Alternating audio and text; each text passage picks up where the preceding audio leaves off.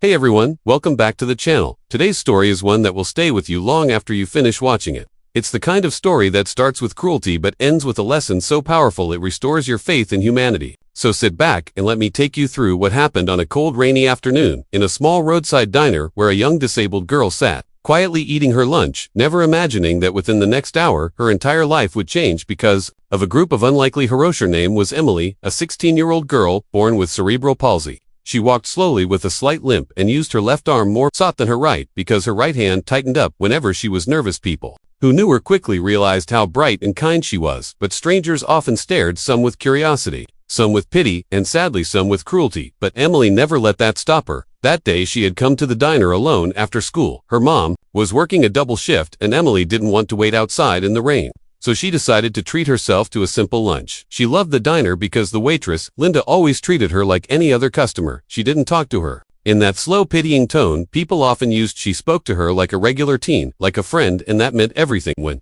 Emily walked in, she found her usual booth in the corner, ordered her grilled cheese sandwich and hot chocolate, and pulled out a little sketchbook she brought everywhere. She loved drawing birds, mostly because she felt they moved freely in ways she wished she could. Sometimes she sketched wings to imagine how it would feel to rise above stairs, whispers the mocking laughs kids threw at her in school. She was halfway through sketching a sparrow when the bell on the diner door jingled and 3 teenagers from her school walked in. Their loud voices filled the space immediately, their jackets dripping from the rain. As they stomped their shoes on the floor, Emily stiffened. The moment she recognized them, she kept her eyes down, hoping they wouldn't notice her. But hope doesn't always work when cruelty is already looking for a target. The boys' names were Kyle, Derek, and Jonah. 3 types of trouble, none of them kind, all of them bored and hungry for someone to push around. Kyle spotted Emily first and grinned, nudging the others. There she is, bird girl. I swear she draws birds because she wishes she could fly away from everyone. Derek laughed, too loudly, even for the empty diner, and Jonah smirked with the kind of look that told you he didn't feel anything at all. Not guilt, not fear, not empathy. The 3 of them walked up to Emily's booth, like hunters closing in on Emily stared down at her sketchbook, her heart pounding. She pressed her left hand over the page as if she could somehow hide inside her own drawing, but that only made Kyle lean over the table, forcefully grabbing the sketchbook and flipping through it as if her art was a joke. What is this? He laughed, whispering mockingly, tweet tweet, wanna fly away, little bird girl?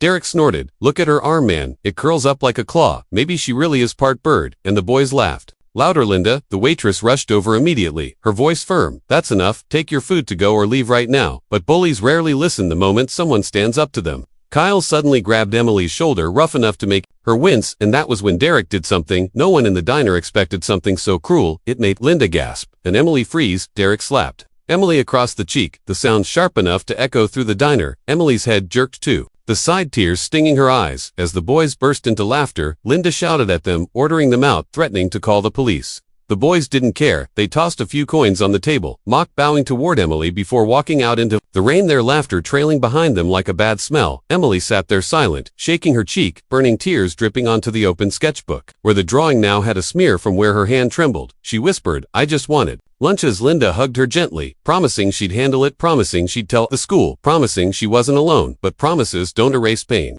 Not right away. Emily stayed in the diner, quietly trying to calm herself, sipping the last of her hot chocolate while Linda brought her another sandwich on the house to make her feel better. As the minutes passed, the rain outside grew heavier, thunder rolling through the sky. The diner quiet, except for the hum of the fridge and the occasional crackle of the old radio. Emily was starting to relax again when the bell on the door jingled once more, but this time, it wasn't giggling teenagers. It wasn't the kind of noise that made your stomach twist. This sound was deep, rumbling, heavy. Boots 1 2 3, then more like distant thunder rolling into the diner. Mooley looked up nervously and saw them, a group of bikers, leather jackets, patches, metal chains, tattoos, and the kind of presence that made the air change. They walked in dripping rainwater, shaking their jackets off as they filled the entrance of the diner. These weren't quiet men. These were the kind of men you'd hesitate to bump into on the street. Their leader, huge broad with a thick beard, stepped forward, wiping rain off his forehead. Linda walked over, a forced smile on her face as she asked, how many today, Reaper? He grinned. Storms bad, figured we'd stop for coffee. The whole table's ours as always. The bikers took their usual long table on the right, laughing, talking loud, telling stories about the ride. But as they settled in, one of them noticed Emily's red cheek. He nudged another guy, pointing subtly. Emily tried to hide behind her sketchbook again, suddenly feeling small all over, but the bikers didn't look annoyed or amused. They looked concerned, confused. Even their leader, Reaper, finally asked Linda, hey, what happened to the girl? Someone hurt her. Linda hesitated, but Linda wasn't the type to lie. She leaned in quietly, telling Reaper everything. About the boys, about the slap, about the sketchbook, about Emily trembling, alone in the booth. Reaper's smile vanished, replaced by a darkness in his eyes that wasn't rage but a kind of protective fire, like a father or a big brother hearing a story that crossed a line. His voice lowered but firm. You let us know if anyone bullies her again. Linda told him the boys had left, probably heading home before the storm got worse. Reaper looked at his men, and without saying a word, they all stood up again, chairs sliding back, their heavy boots thumping against the diner floor. Emily blinked, unsure what was happening, as Reaper walked over to her table, gently crouching down so he was eye level with her. She expected him to be scary up close, but his voice was surprisingly soft. Hey sweetheart, I heard someone hurt you back there. Is that true? Emily swallowed hard, nodding slightly, her cheek still pink. Reaper sighed, shaking his head. I'm sorry you had to deal with that. Nobody should ever lay a hand on you. Nobody, Emily whispered. Why do people act like that? Reaper smiled sadly. Because some people are cowards. They pick on those they think won't fight back. But listen here, sweetheart, you are stronger than they'll ever be. You got more courage sitting here alone than those three punks combined. Emily felt something warm in her chest, like maybe she wasn't invisible after all. Reaper stood and placed a gentle hand on the table. Tell you what, you stay right here. Finish your lunch. We'll be back shortly. As his men nodded toward her, in a silent promise before turning and leaving the diner. Again Linda looked nervous, but Reaper reassured her. We're not doing anything stupid. We're just talking to some kids. And so the bikers marched into the storm, their jackets flapping, their boots splashing puddles as they headed down the road. Because if there's one thing bikers don't tolerate, it's cruelty to someone who can't defend themselves. Emily sat there, quietly unsure what to think, imagining them tracking down Kyle, Derek, and Jonah, wondering what they would do, hoping nothing violent happened, but trusting somehow that these men who looked rough on the outside had good intentions buried deep. Within about 20 minutes later, the diner door opened again, dripping wet, shaking the rain off just like before, but this time the bikers weren't alone. Behind them stood Kyle, Derek, and Jonah, looking nothing like the loud, laughing bullies they had been earlier. Their heads hung low, shoes-soaked faces. Pale Kyle had a red print on his cheek, not from a slap, but from being grabbed firmly by the collar. Derek looked like he wanted to disappear. Jonah kept staring at the floor, refusing to meet anyone's eyes. Guided them forward with a hand on Derek's shoulder, nothing forceful, just firm enough to say, you're not leaving until you fix what you broke. Linda raised an eyebrow. Emily's eyes widened. The boys stood in front of her, completely silent. For the first time in their lives, Reaper crossed his arms. Now boys, seems you forgot how to behave like decent human beings, so we're gonna fix that right here. Jonah swallowed hard, his voice trembling. We didn't mean to.